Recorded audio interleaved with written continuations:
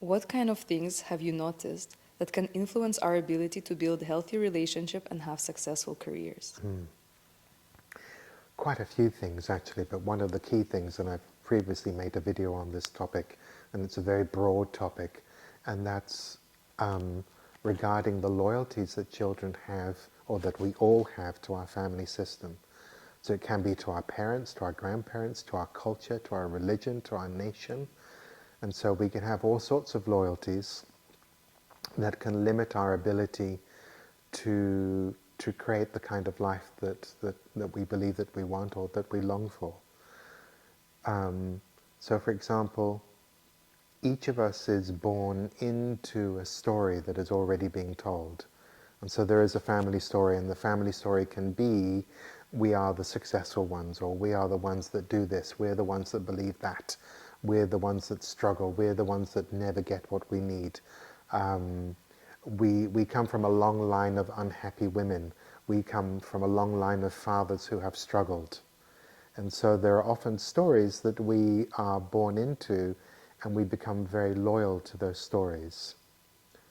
And so it has been observed that it takes a very courageous child to actually be happier than their own parents, to allow themselves to be more satisfied in life, to have more in life, to be more happily partnered or more happily married than their own parents. It takes a courageous child to do that.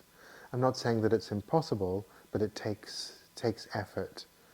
It takes a decision to look consciously at the stories that have been passed down and the expectations that have been placed upon us, and to make a different choice.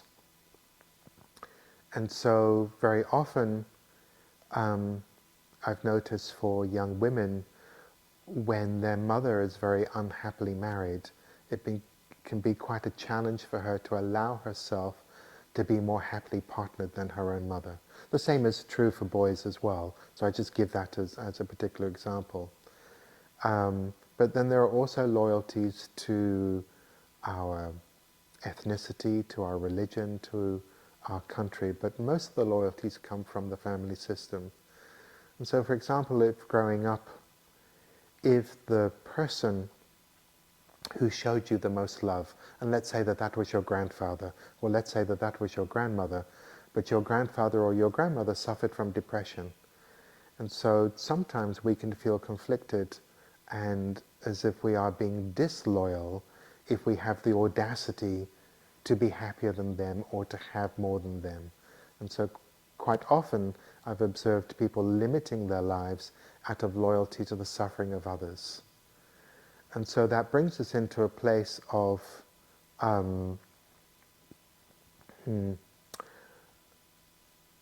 taking ourselves out of being the position of the child in the family system. And so we are the dream of our ancestors. And so what we notice with family constellation work is that the ancestors actually want us to thrive and they want us to be happy.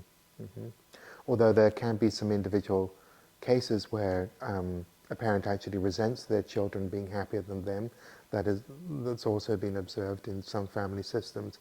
But in general, what we observe is that the ancestors want us to thrive. And so each generation has the dream that the following generation will thrive more, will be happier, will have more, will do better, etc.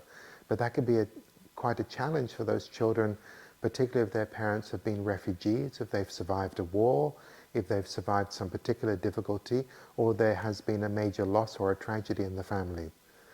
So for example, one loyalty that I have seen over and over again through my work, through the years, is when a sibling has died in the family.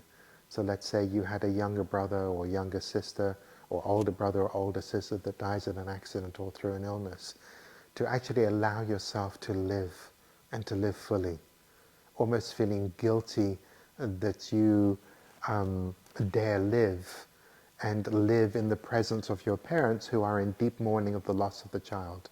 And so that's one very clear and visible case of a loyalty which can limit our ability to live life more fully.